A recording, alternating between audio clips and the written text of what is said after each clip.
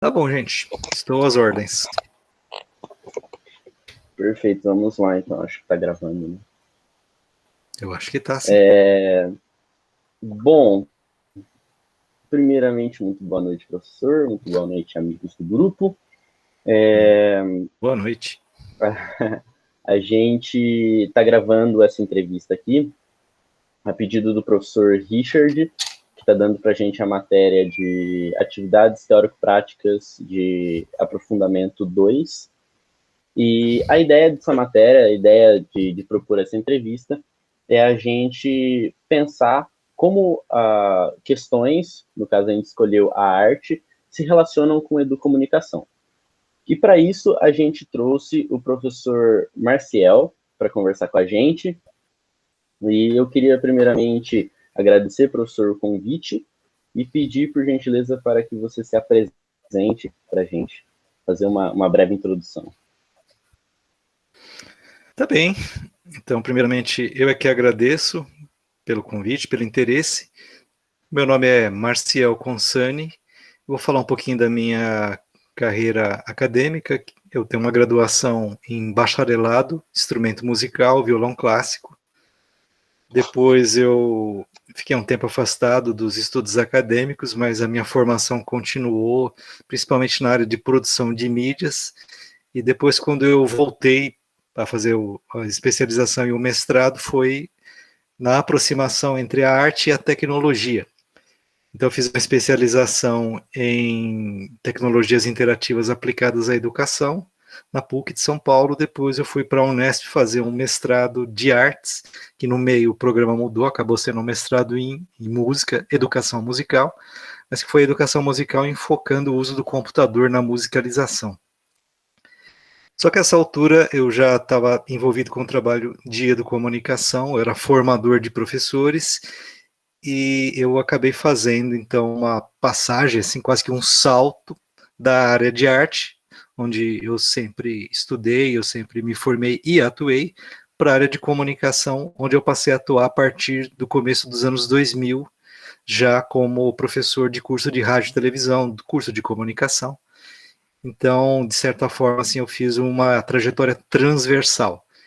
Aí eu fiz uma trajetória que começa na área de artes, como professor de educação artística, professor de teatro e de música, principalmente para crianças e adolescentes. E essa minha trajetória ela foi para o campo da comunicação, onde eu comecei a dar aula em curso superior, de rádio e televisão e de outras habilitações, até eu, mediante alguns concursos, ser admitido na USP, já como professor na licenciatura em educomunicação. Então eu diria que eu nunca, de fato, abandonei totalmente a prática e a docência das artes, mas que eu acumulei isso com a comunicação. Resumidamente, eu nunca deixei de ser um educador. Perfeito, então. A gente separou algumas perguntas aqui. Eu vou ler a primeira para você, que quais práticas educomunicativas consolidam o ensino da arte e da cultura? Bem, essa pergunta, assim, era uma pergunta extremamente abrangente, não só porque ela fala de práticas educomunicativas, mas porque ela junta arte e cultura. Então, primeiramente, vamos falar de arte. A arte, ela é entendida muitas vezes como uma formação prática, voltada para a expressão do indivíduo, e outras vezes ela é enfatizada como uma prática social, principalmente para traduzir determinados aspectos, e aí você entra na questão da cultura que vocês colocaram, para ajudar a entender sociologia, antropologia, história, geografia, costumes, tudo aquilo que está dentro desse universo que a gente chama de cultura. E aí é uma atividade mais voltada para a apreciação. Então eu diria que, a grossíssimo modo, que existe uma prática de arte voltada talvez para a cultura popular, talvez para a prática, para o exercício da arte, para a sensibilização, e aí de várias linguagens, e existe uma apreciação que é um conteúdo mais cognitivo, mais intelectual da arte, para a gente entender a essência e o papel dela no âmbito social. Bem, O ideal é que as duas coisas caminhem juntas. Agora vamos falar um pouquinho do que isso tem a ver com educomunicação. Então, originalmente, a educomunicação ela emergiu mesmo dentro do campo da comunicação, que, no nosso caso, da ECA USP, tem uma relativa proximidade com a arte e as suas linguagens, mas que, historicamente, nunca se misturou de todo. Que eu quero dizer que quando a educomunicação definiu as suas vertentes originais, não havia um espaço assim pensado, previsto para o papel das artes. Só que isso emergiu logo depois também, porque se a pesquisa fundante que o professor Ismar Soares coordenou, ela aconteceu em 98, e o resultado foi publicado em 99, disseminado em 2000, logo no começo dos anos 2000, 2001, 2002, houve um projeto importante desenvolvido por uma outra pesquisadora chamada Angela Shawn, por sinal já falecida, que aconteceu na Bahia e que monitorou a atividade expressiva dos grupos de percussão afro-baianos, vamos dizer assim. Então, isso deu origem a uma área de estudo, uma vertente, como diria o professor Ismar, ou uma interface social que não estava mapeada nas origens da educomunicação, que veio a ser designada de expressão comunicativa através das artes e resgatada, atualizada, principalmente pelo trabalho de alguns alunos da pós-graduação e da graduação, e renomeada também como expressão comunicativa por meio da arte. Então, digamos que, em potencial, a educomunicação ela tem essa relação com a arte desde os seus primórdios, mas que ela só assumiu isso há menos tempo, e muito recentemente ela se preocupou, ela passou a ter um olhar de sistematizar essas práticas, não só nos projetos educomunicacionais, mas também na formação dos educomunicadores na licenciatura, entendendo que tudo isso que eu estou contando é uma história que tem a ver com ECA, com NCE, e mais recentemente com a ABP Educom e licenciatura.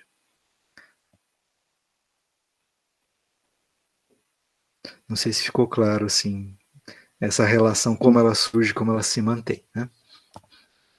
Ficou maravilhoso. Eu adorei. Bom, partindo então para a segunda questão, ela é o ensino das artes no primeiro momento de vida da criança, na formação da criança. Ela muitas vezes é tido como algo bobo, algo como, vamos apenas pintar, vamos apenas desenhar. E eu queria que você dissesse para a gente, por favor, como que a educomunicação enxerga esse papel da arte na educação, tanto numa arte-educação, né, quanto numa educação artística, e como a educomunicação ela pode intervir em relação a isso. Bom, essa pergunta também ela é bastante complexa, mas eu acho que dá para assinalar alguns pontos principais. Primeiro, você fala em ensino de arte. Aí vem aquela eterna pergunta, será que arte a gente ensina? Porque este é o ensino e existe a educação. Por exemplo, a minha área oficial atualmente na ECA seria professor de educação à distância. Alguns falam de ensino à distância. Ensino à distância é quando um professor ensina alguém usando uma interface computacional hospedada na web.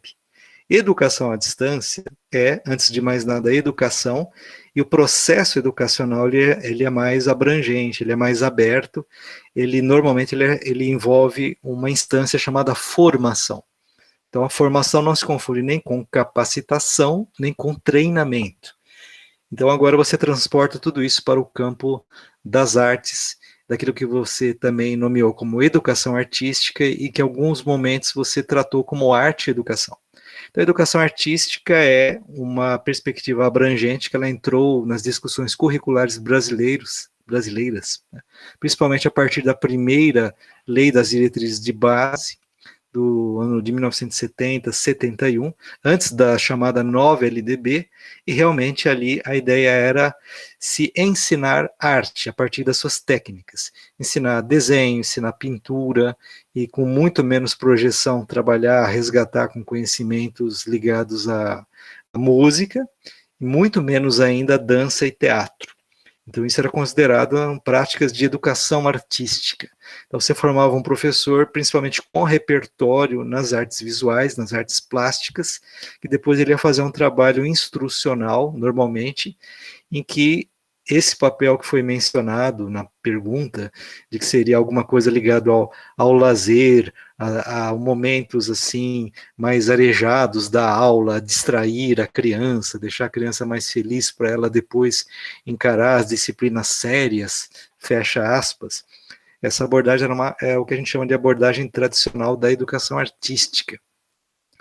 E eu lhe digo que a arte educação, quando ela surge, principalmente na figura da ECANA, professora Ana May Barbosa, que trabalhou nas escolinhas de arte, juntamente com o professor Paulo Freire, essa área de conhecimento, arte e educação, de certa forma, ela precedeu o pensamento da educomunicação, inclusive, quando ela coloca que a arte, primeiro, ela é uma porta para vivências, então ela pensa em sensibilização muito mais que em treinamento de técnicas, e ela pensa na formação integral da criança, que vai se tornar um adulto, essa formação ao longo da vida, o desenvolvimento de um repertório, a integração do indivíduo na cultura social. Portanto, é muito mais do que ensinar a desenhar, ensinar a pintar, ensinar a cantar, ensinar técnicas do que quer que seja. Então, é contextualizar a arte dentro da cultura social, mas principalmente contextualizar a cultura do indivíduo a partir da arte, entendida como uma interface interdisciplinar e transversal que dá sentido e significado a todo esse conhecimento para o indivíduo. Esse seria o papel ideal da arte, antecipado pela arte e educação da professora Ana May Barbosa, e que a Educomunicação também assumiu, muito mais recentemente, reconheceu e tenta fazer essa portagem, essa abordagem, incluindo também a questão midiática, que aí já entra o aspecto comunicacional que distancia a educomunicação da prática artística instrucional, mas aproxima a educomunicação da arte-educação enquanto instância interdisciplinar transcultural. Espero não ter complicado muito no final. Ótima resposta, bastante complexa, mas de nível para uma pergunta complexa, né? Tem uma resposta complexa, né? Eu tentei ser resumido, mas não é difícil, gente. Faz tempo que eu não dou essa aula, isso não é nem uma aula, é um curso. Pode falar. Oi, desculpa. Agora eu vou falar. Fala aí, querido. Já puxando o que o senhor falou agora sobre arte e essa transversalidade, eu queria trazer o tema que é a criatividade em meio à arte também, né? Que é uma ideia muito problemática, tipo, não problemática, mas muito discutida, que é a ideia de ensinar criatividade. Tendo vista que a educomunicação, dos principais pontos que ela defende, é incentivar agentes criativos, né? E a autonomia do educando. Vendo isso, o que o senhor pensa sobre a ideia de ensinar criatividade? Isso é possível? Como que ela funciona? Bom, então assim... Professor, só um instantinho também. Eu queria agregar um pouquinho nessa pergunta, usando um pouco do que você falou, né? Que você diferenciou a questão da técnica da arte com a questão do processo pedagógico do ensino da arte, né? E eu queria já juntar com essa pergunta que a Marina fez e perguntar se a utilização dessas ferramentas, essas técnicas artísticas, elas ficam, então, em segundo plano quando a gente pensa num processo, e aí entra a criatividade, etc. Bom, então, assim, o que se sabe dentro da psicopedagogia, principalmente da vertente socioconstrutivista, socio-interacionista, né, Vygotsky, Piaget também, que eles são totalmente complementares, é que a criança ela é um ser preparado para experimentar, para conhecer o mundo pela experimentação, para ela fazer as suas próprias conexões neurais, e a criatividade é uma das ferramentas da inteligência, que pode ou não ser estimulada. Então, a ideia, assim, de uma cultura que ela quer transmitir conhecimento, e aí se confunde muito ensinar com transmitir conhecimento, ela, de certa forma, ela cancela, ela anula essa perspectiva de estimular a criatividade.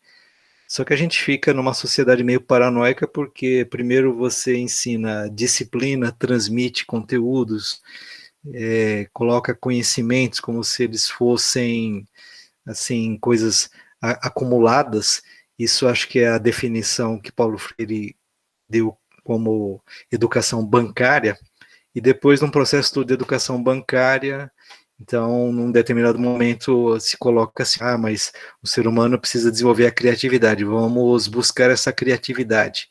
Então, a gente está falando de uma cultura baseada na produção, no capitalismo liberal, que a ideia é assim, primeiro você garante assim, o estoque, aí depois você vê o excedente, você vê o luxo, que às vezes se confunde com o supérfluo, né? É mais ou menos quando você processa o alimento, aí chega no final, você processou tanto, olha, essa comida não tem nada, acabou a vitamina, acabou a fibra, agora vamos adicionar. E quimicamente você adiciona os elementos que você retirou no processo de refino. Então, mais ou menos assim, a nossa cultura ela acabou se acostumando com essa maneira de conduzir a educação. Então, antes de tudo, eu não diria que a criatividade é alguma coisa que você ensina. Né?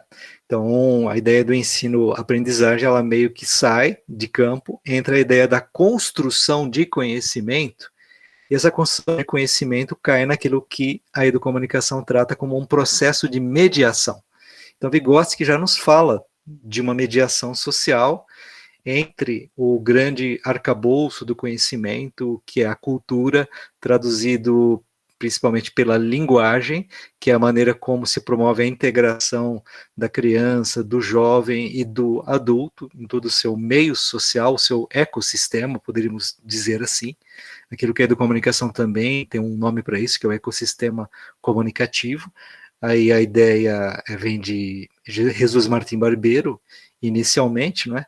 Então essa integração ela é feita por vários canais, por várias instâncias, e num sistema educacional assim humanista, plural, diverso, a arte desempenharia um papel muito importante, talvez o papel primordial de fazer essa ponte entre a sensibilidade do indivíduo, o seu lado afetivo, a sua criatividade e o meio social. Então, contando que seria uma cultura aberta, uma cultura estimulante, uma cultura que ela não está limitada a questões só de produção e de manutenção de um status quo na relação de classes.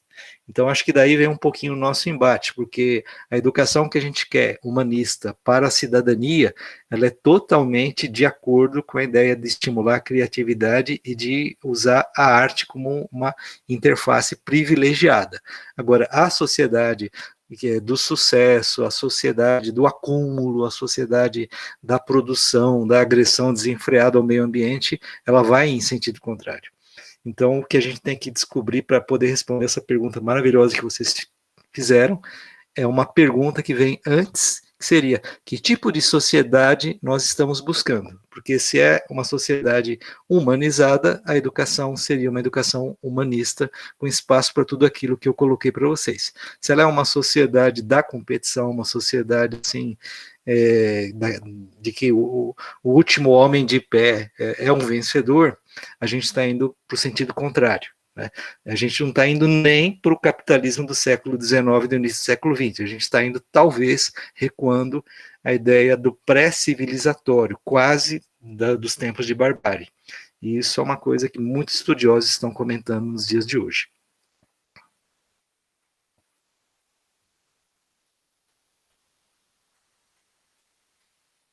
Não sei se responde o que vocês perguntaram. Perfeita a resposta.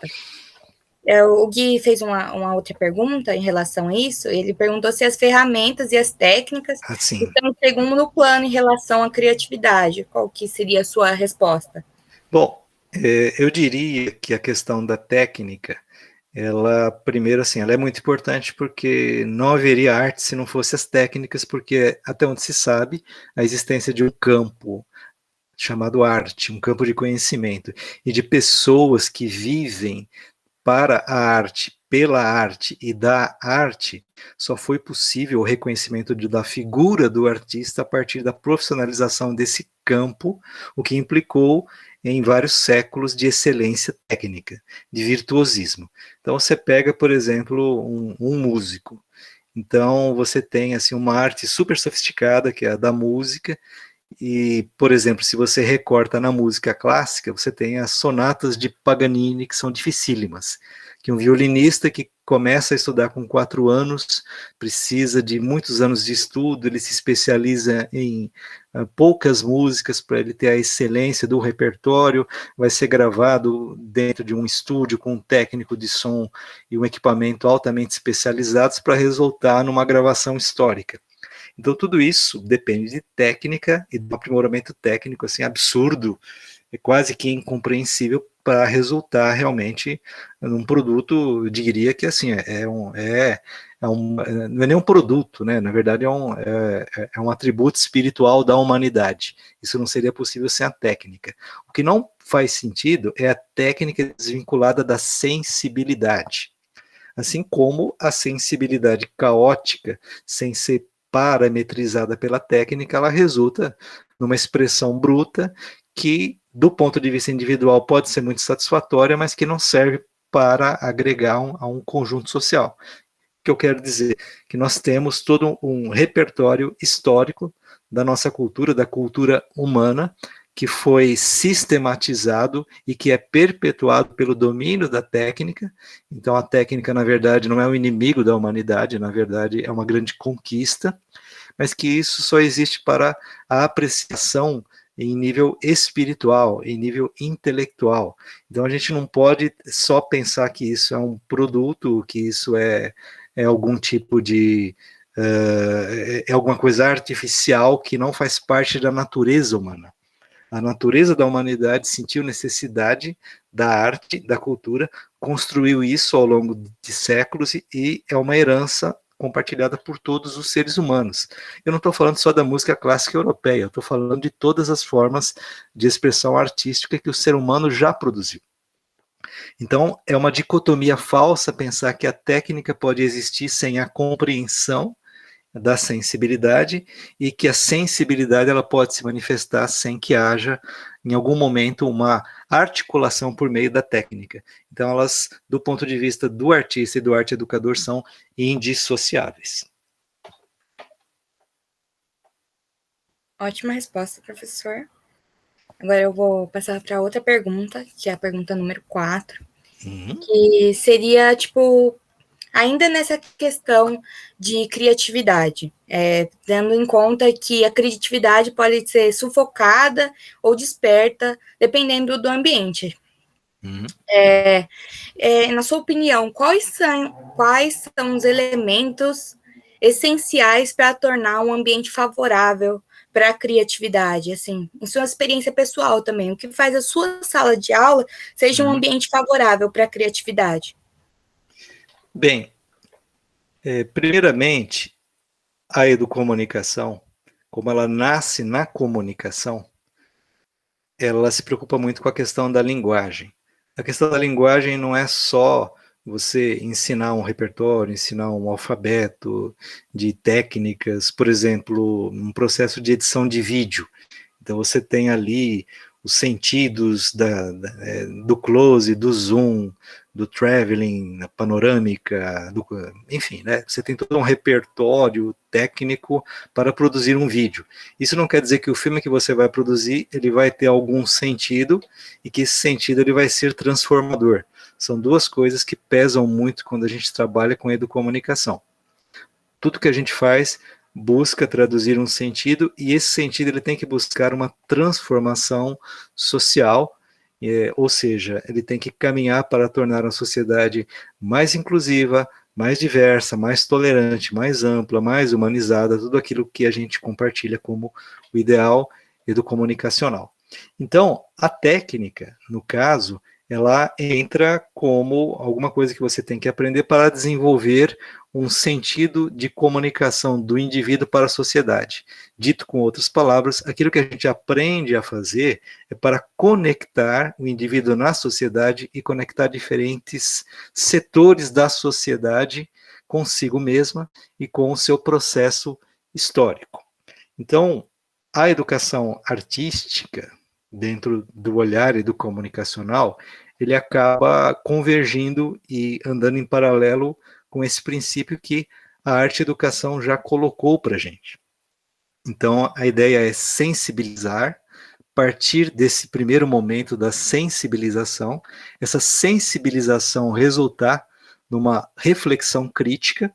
Então, primeiro a gente entra em contato com a arte, que pode ser com o seu produto, com uma manifestação artística, ou com a sua prática, através de uma vivência. Isso vai despertar um segundo momento, que é um momento de reflexão, e essa reflexão, que vai gerar um debate, vai reconstruir aquele primeiro momento na forma de uma produção reflexiva. Então, sensibilização, reflexão e nova prática artística a partir desses dois passos. Isso em arte e educação se chama quase sempre de metodologia triangular.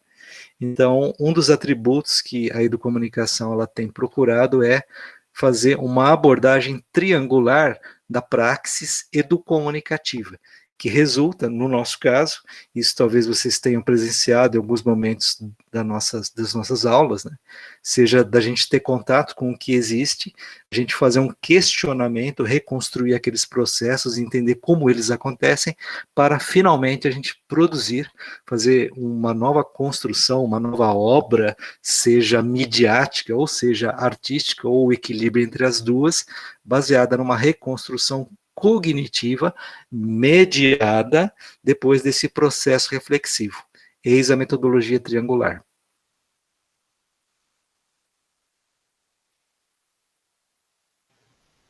Sensacional.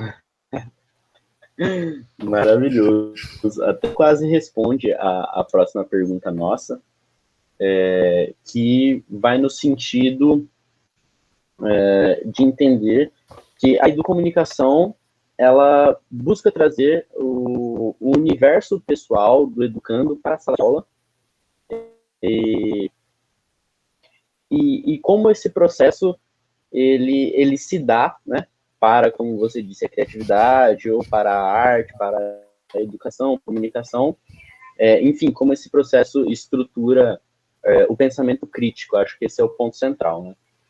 Mas pensando no educador, você como educador, dentro da sala de aula, que vivências que você acha muito interessante, que vivências você traz para dentro da sala de aula que possam estimular esse pensamento crítico por parte do educando, sabe? Então, como você traduz, vou usar essa expressão, talvez não seja mais correta, mas como você traduz os seus afetos para que eles possam culminar num processo educativo, isso pensando dentro de uma sala de aula. Assim, desculpa, eu queria complementar só essa ideia, e pensando na pergunta, que a sua arte, o senhor, não sei se o senhor se considera como um artista, se nomeia desse jeito, mas como você se sente a trazer a sua arte pessoal para a sala de aula? Bom, eu gostei do traduzir afetos e eu gostei do complemento também. Talvez eu me dê a liberdade de responder do final para o começo, antes que eu me esqueça, não é? Eu diria que eu sou um artista quando eu estou fazendo arte, me expressando por meio da arte, quando eu estou fruindo a arte, eu quero, por exemplo, o que eu mais estudei desde sempre foi música. Só que música para mim não é só um monte de notas musicais juntas e nem alguma coisa que você faz quando pega o violão, a guitarra e começa a dedilhar.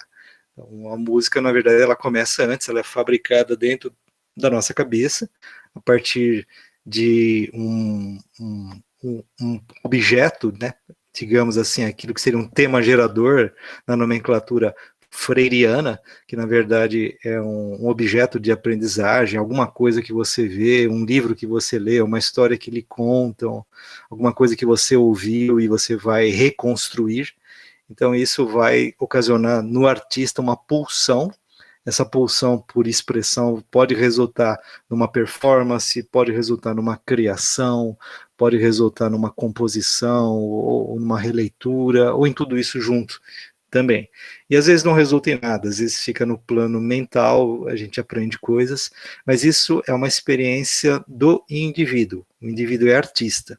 Quando ele vai se relacionar, então ele não tem uma sala de aula, ele tem um público, e esse público vai, de certa forma, avaliar, vai ser tocado, vai criar uma relação artística que é de alguém que executa uma peça e dos ouvintes que vão interagir com aquela performance.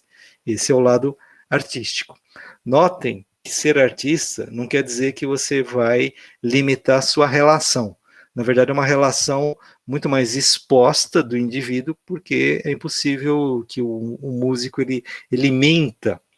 Eu estou usando o caso da música, que é o que eu estou mais próximo, né? Que ele minta na interpretação, porque se ele mentir, todo mundo vai perceber que, olha, isso aí tá estranho, né? Ele não está querendo dizer isso que ele disse, ele está tentando convencer a gente de alguma coisa. Mesmo quem não estudou música vai perceber quando o músico está fazendo uma performance sincera e quando ele está representando alguma coisa que não é, vamos dizer assim.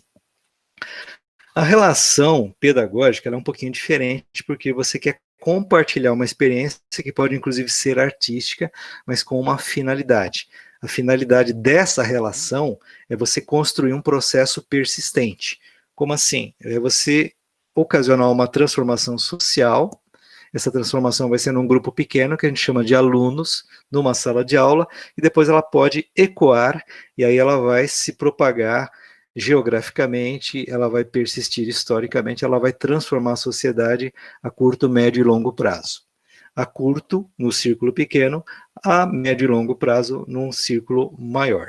O que eu quero dizer? Que eu tenho alunos que eles viram em mim um professor de arte, de comunicação, depois eles se tornaram artistas, comunicadores, passaram a produzir mídia, a produzir arte, a produzir eventos e a transformar o mundo a partir de uma visão artística. Então eu sinto que o meu trabalho ele se completou nesse círculo de ecos ecoando ao longo do espaço e ao longo do tempo. Uma abordagem meio metafísica, desculpa se eu estou indo para esse lado. Então, no caso da educomunicação, no caso da pedagogia, do objeto educacional, do objetivo de formação, principalmente no ensino superior, então a minha responsabilidade é de colocar tudo isso no plano da discussão.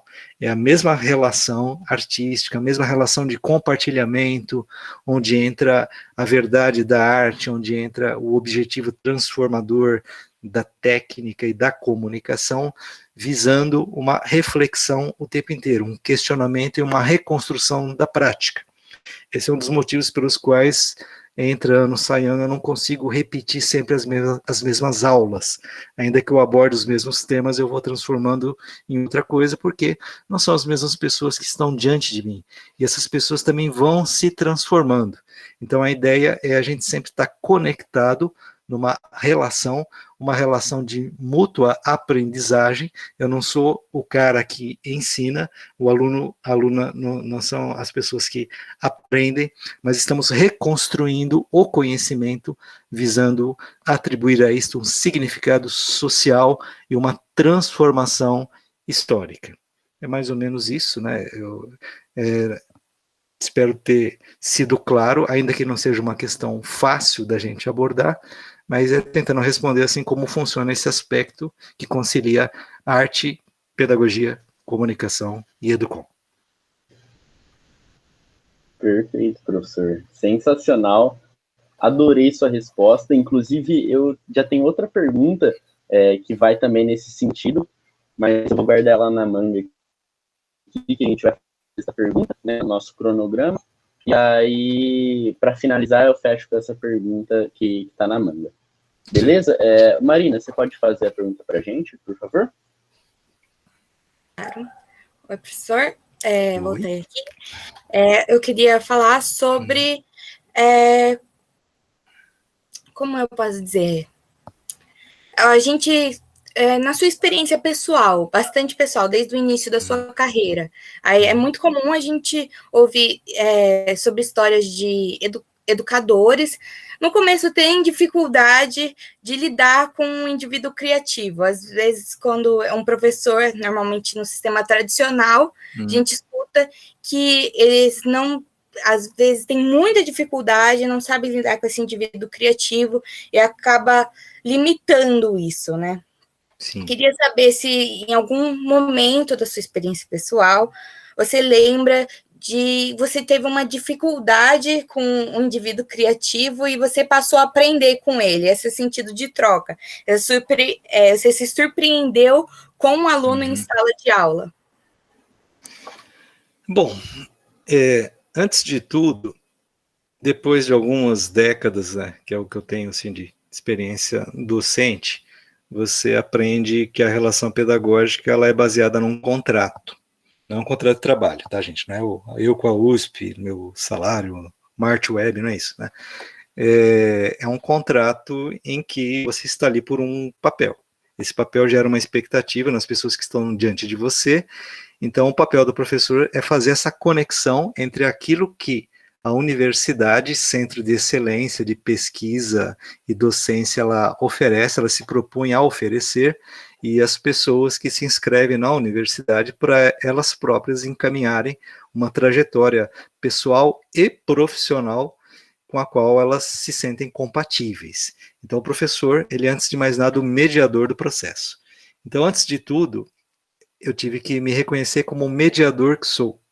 Se a gente alimenta autoilusões pessoais de que a gente é um mestre, de que a gente está pairando assim num nível acima das outras pessoas, de que esses estudantes da minha frente, eles têm um longo percurso a percorrer antes de chegar no nível de iluminação que eu me encontro, eu já estou envenenando o poço, né? Já ninguém mais vai tomar daquela água porque vai intoxicar todo mundo. Então, a ideia é sempre pensar que nós, educadores, somos mediadores de processos, e esses processos, eles se alimentam de todo um repertório, assim, que é um repertório universal. Voltamos à cultura, mais uma vez caímos, é impossível a gente sair da cultura, não é? E desse ponto de vista cultural, o mediador, ele atribui sentidos e depois ele começa a negociar esses sentidos. O que eu quero dizer? Às vezes eu tenho uma convicção, e às vezes eu sou questionado por um aluno desses que talvez vocês tenham nomeado como os alunos criativos, né?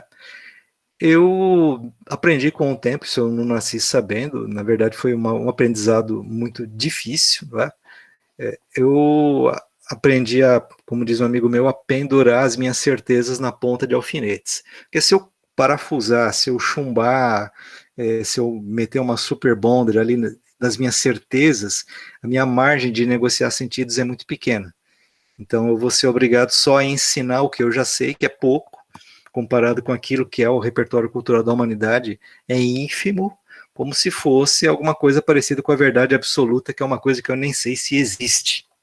Né?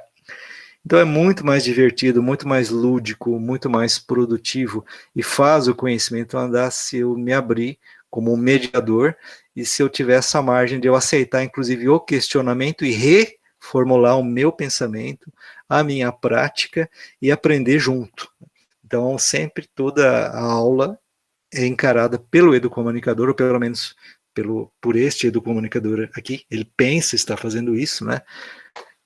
Como um processo de mediação a partir do meu próprio repertório, visando sempre negociar significados, compartilhá-los e reconstruir esse conhecimento junto com um grupo que a gente chama de sala de aula, que aí entram vocês, entram os estudantes. Então, uma relação de mediação em que, às vezes, com maior ou menor dificuldade, estando o educador aberto a negociar seus próprios sentidos, a gente consegue avançar no conhecimento. E, no caso, então, eu diria que todos os estudantes eles são co-construtores de sentido. quando eu comecei a admitir isso, digamos que eu comecei a me sentir muito mais à vontade no lugar em que eu me encontro. Como eu disse, não é um processo muito fácil, mas exige uma abertura. E a ideia do aluno criativo, é difícil você avaliar a criatividade nos outros, como é difícil você avaliar a criatividade em você. Então eu diria que tudo resulta na pergunta. Aquilo que o Faundes e o Freire juntos eles chamavam da pedagogia da pergunta. Então a primeira ousadia, o primeiro contrato que se faz é assim: tudo é questionável, então estamos aqui para questionar e para buscar juntos a resposta. Então isso nos ensina a lidar com as pessoas que querem realmente construir o conhecimento, seja na posição do professor, seja na posição do estudante. Então é no meio a gente se encontra, por isso que é um processo de mediação.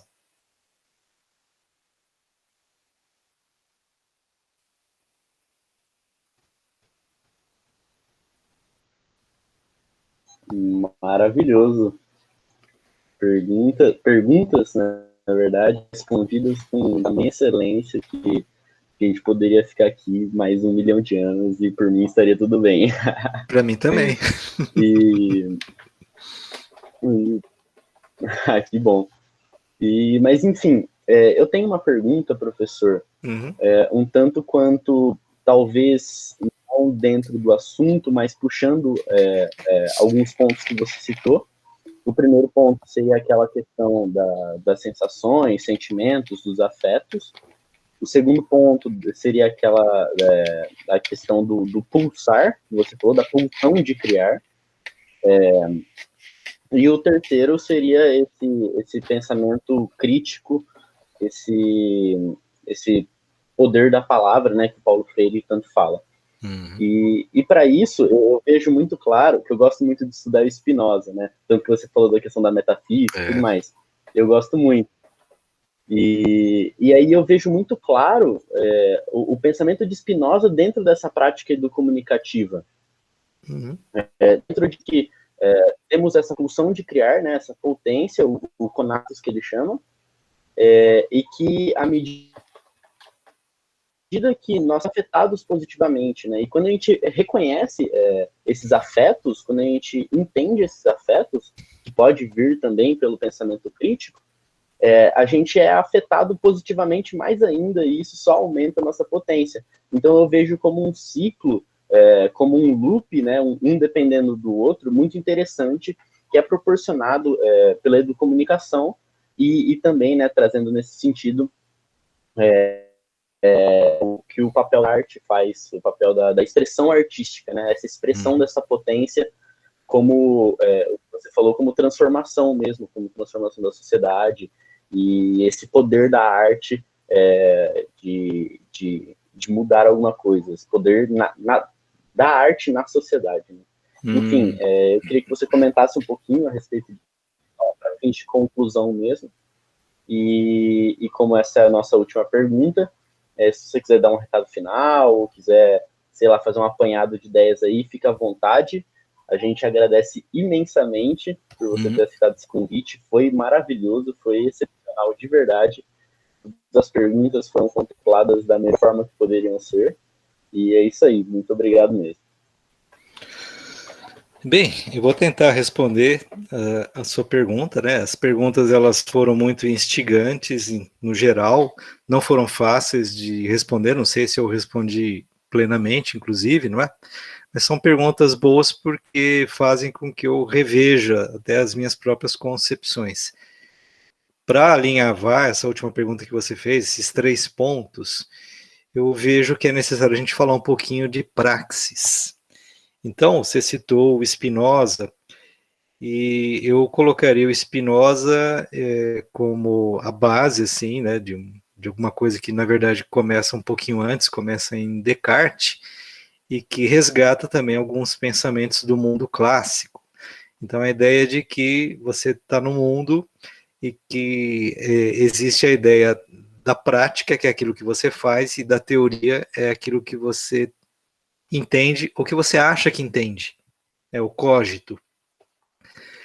Isso, na nossa cultura, vamos entender que a nossa cultura, ela é, sei lá, né, com muitas aspas aí, ocidental. Isso não faz tanto sentido assim, porque a África fica no ocidente, o Império Maia e Azteca e Inca ficavam todos no ocidente, então é meio falaciosa. A gente está falando, na verdade, da cultura europeia hegemônica, né, aquela hegemonia do pensamento europeu, em que, em um determinado momento, ela caminhou para separar a prática da teoria.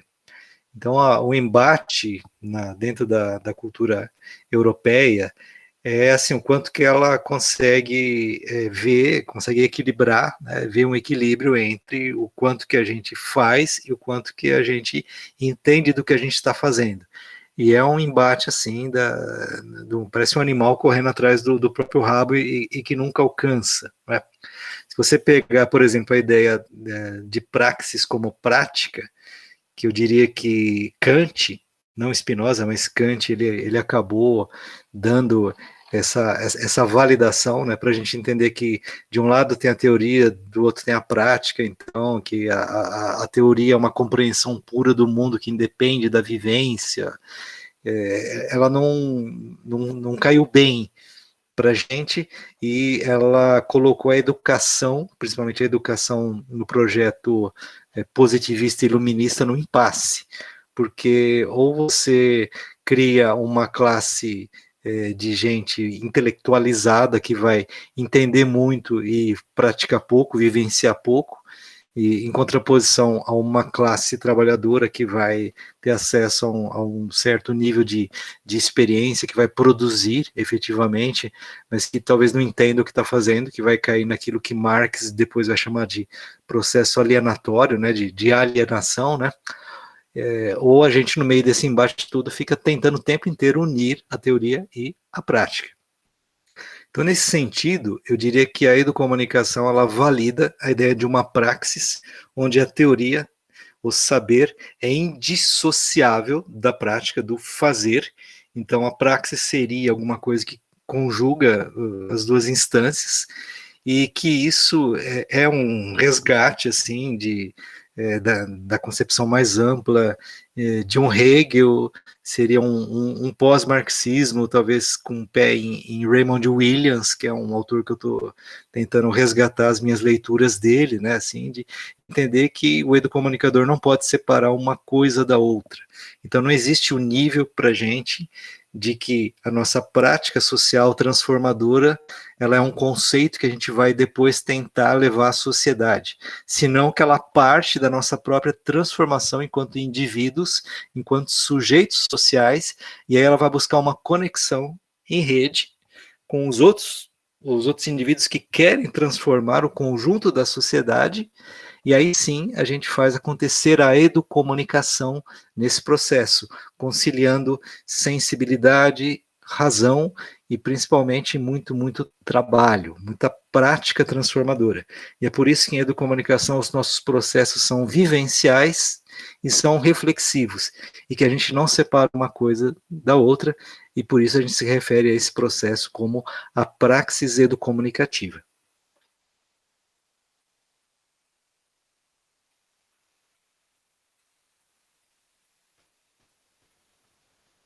Perfeito. Eu acho que não poderia encerrar de forma melhor.